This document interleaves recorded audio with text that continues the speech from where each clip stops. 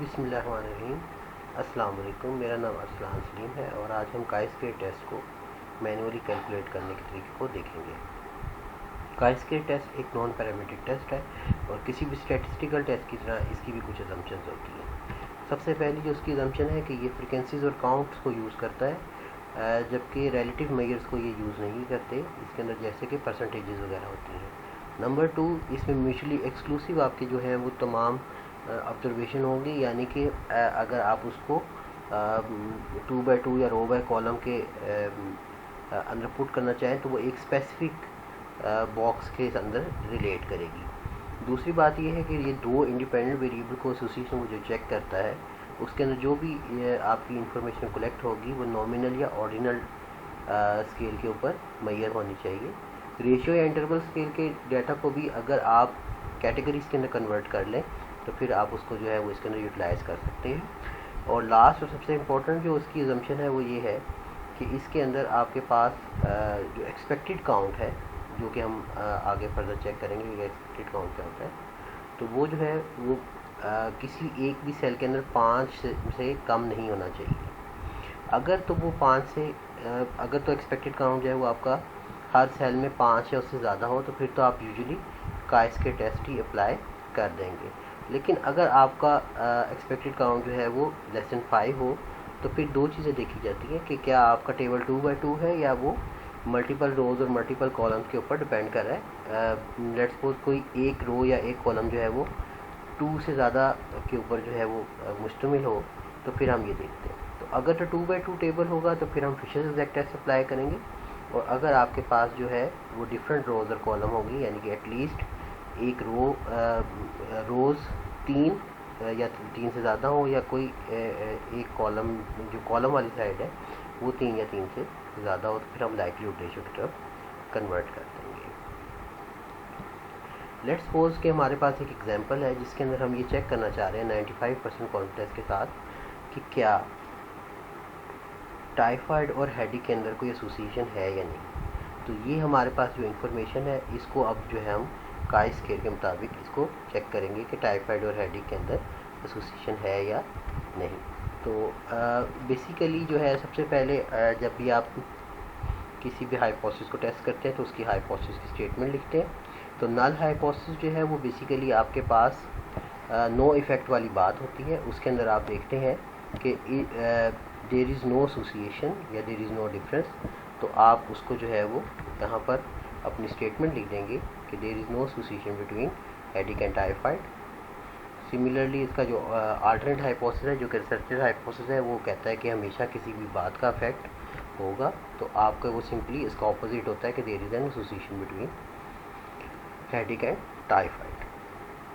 दूसरी बात जो है वो लेवल ऑफ सिग्निफिकेंस आपके पास, तो क्योंकि क्वेश्चन के अंदर पूछा गया था कि 95% कॉन्फिडेंस के साथ बात करें, तो इसका मतलब है कि आपके पास टाइप 1 एरर जो है वो आपके पास यहाँ पर 5% है। तो 5% जो है 5/100 करेंगे तो 0.05 जो है वो आपके पास वैल्यू लिखी आएगी। नेक्स्ट जो है वो आपके पास टेस्ट स्टेटिस्टिक है। तो टेस्ट स्टेटिस्टिक के अंदर जो है वो आपके पास बेसिकली इसकी जो टेस्ट स्टेटिस्टिक है वो ये है कि ऑब्जर्व्ड माइनस एक्सपेक्टेड के डिफरेंट का square divide by expected value के साथ आप जो है वो उसको हर बॉक्स के लिए उसको कैलकुलेट करते हैं और अल्टीमेटली उसको सम अप करके तो आपके पास chi-square की वैल्यू आ जाएगी। अब हम जो है वो बेसिकली इसको कैलकुलेट करेंगे, तो उसके लिए हमारे पास जो इन्फॉर्मेशन गिवन है वो मैंने यहाँ पर लिख दी। तो उसके अंदर आपके पास ऑब्जर्व काउंट है और आपके पास जो है एक्सपेक्टेड काउंट जो है वो आपने कैलकुलेट करना है। तो एक्सपेक्टेड काउंट कैलकुलेट करने का तरीक़ेकार ये है कि बेसिकली हर बॉक्स के जो रो का सम है मल्टीप्लाई बाय उसके कॉलम का सम और divide by total grand total जो है वो आप उसको कर देंगे, तो आपके पास एक्सपेक्टेड काउंट जो है वो कैलकुलेट होकर आ जाएगा। ठीक है, तो आपने क्या करना है, बेसिकली 54 यानी कि इसकी रो का सम, इस बॉक्स के लिए इस रो का सम मल्टीप्लाई बाय इसी की कॉलम का सम और साथ में आप उसके ग्रैंड टोटल के साथ उसको डिवाइड कर देंगे। ठीक है, तो ये मैंने जो है वो उसका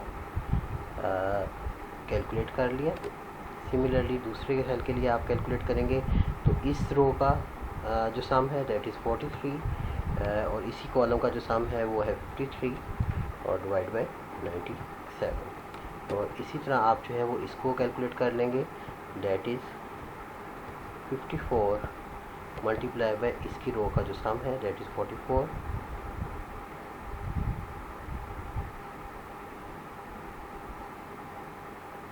डिवाइड बाय 97।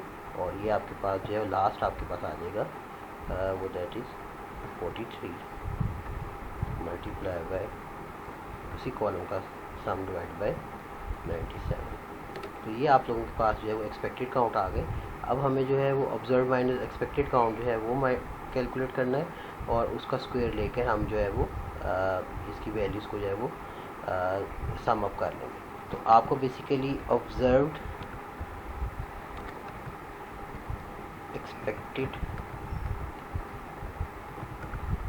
ठीक है, तो ये ऑब्जर्व्ड माइनस एक्सपेक्टेड का आपको चाहिए होगी इंफॉर्मेशन। ऑब्जर्व माइनस एक्सपेक्टेड का स्क्वायर आपको चाहिए होगा,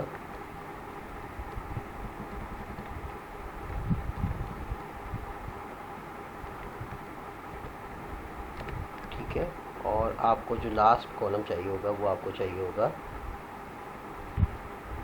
ऑब्जर्व माइनस एक्सपेक्टेड का square divided by expected value, ठीक है। तो ये आपको जो है वो चाहिए और आपके पास चार जो है वो ऑब्जर्वेशन होंगी। तो वो यहाँ पर मैंने जो है वो इसको लिख दिया। तो आपके पास सबसे पहले है 42, फिर आपके पास है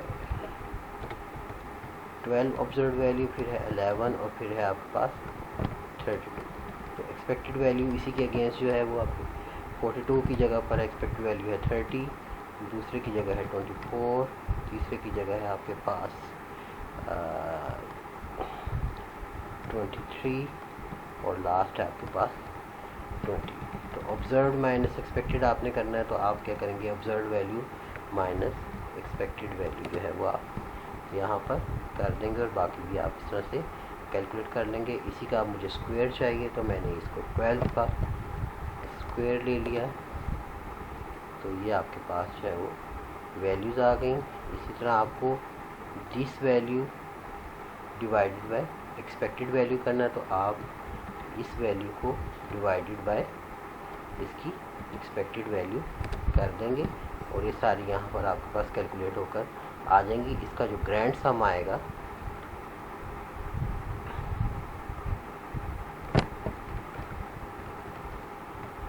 तो ग्रैंड सम जब आप इसका करेंगे तो वो आपके पास ये आपके पास काई स्क्वायर की वैल्यू आ गई।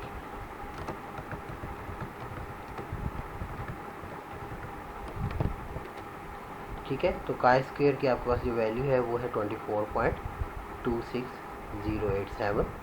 उसके बाद आपके पास जो नेक्स्ट आपने यहाँ पर इंफॉर्मेशन लिखनी होती है वो होती है डिग्री ऑफ फ्रीडम।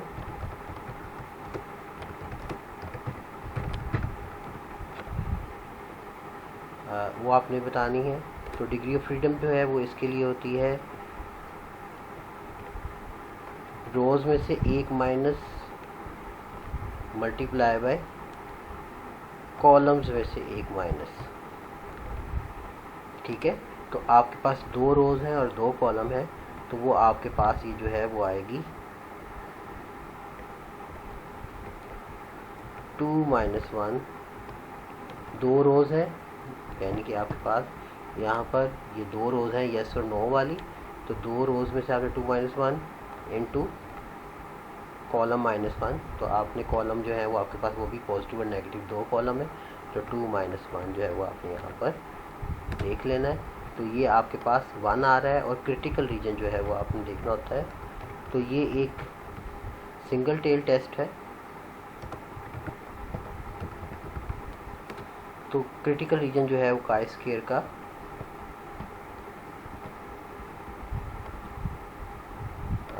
मैं यहाँ से काई स्क्वायर का जो है वो सिंबल यहाँ पे इंसर्ट कर देता हूँ। तो काई स्क्वायर का जो है वो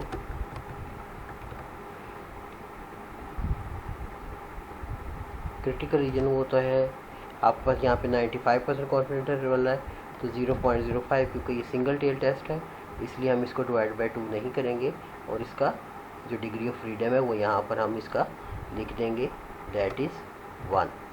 ठीक है, तो अब इसको जो है वो हम टेबल वैल्यू इसकी जो है वो चेक कर लेंगे कि 0.05 के 1 में इसकी जो टेबल वैल्यू है वो आपके पास क्या आती है।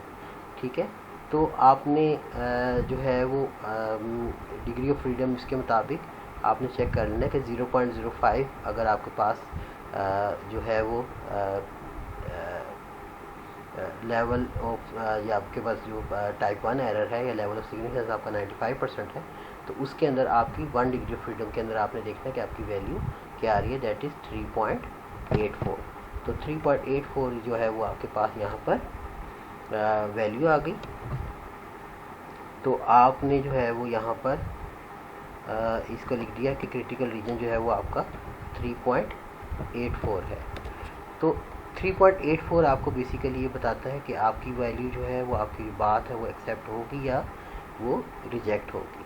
ठीक है, तो आपके पास इसने एक कट ऑफ वैल्यू दे दी कि अगर तो इसके अंदर वैल्यू आ रही है तो इसका मतलब है कि आपकी नल हाइपोथेसिस जो है वो एक्सेप्ट हो रहा है, और अगर इससे बड़ी वैल्यू आ जाए तो इसका मतलब है कि नल हाइपोथेसिस जो है वो रिजेक्ट हो रहा है।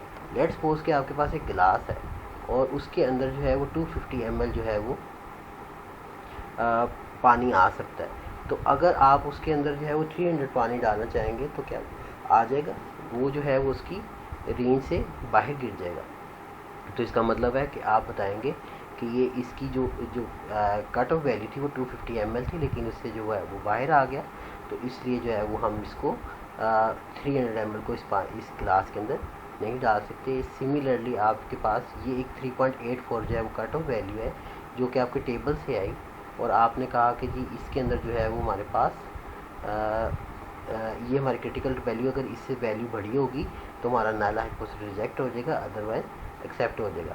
तो आपके पास जो कैलकुलेटेड वैल्यू आई है वो बेसिकली जो है वो 24.2608 है, जो कि 3.84 से काफ़ी बड़ी है।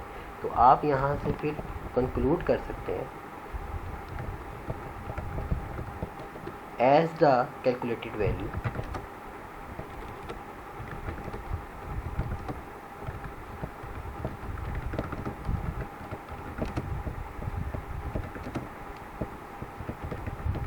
greater than table value,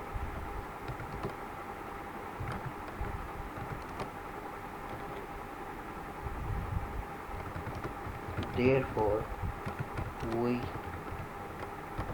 could not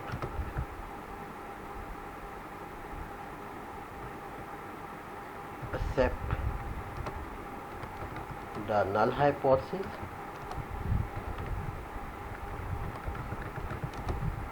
and conclude that there is association between headache and typhoid. आपने लिख दिया there is association between headache and typhoid। ठीक है, तो ये आपका जो है वो जो आपका क्वेश्चन है ये सॉल्व हो गया। तो आप इसके अंदर जो है वो अपने रिज़ल्ट को आपने इस तरह से लिख देना। तो अगर आपको कोई भी क्वेश्चन हो तो आप लोग कमेंट्स के अंदर पूछ सकते हैं। Thank you.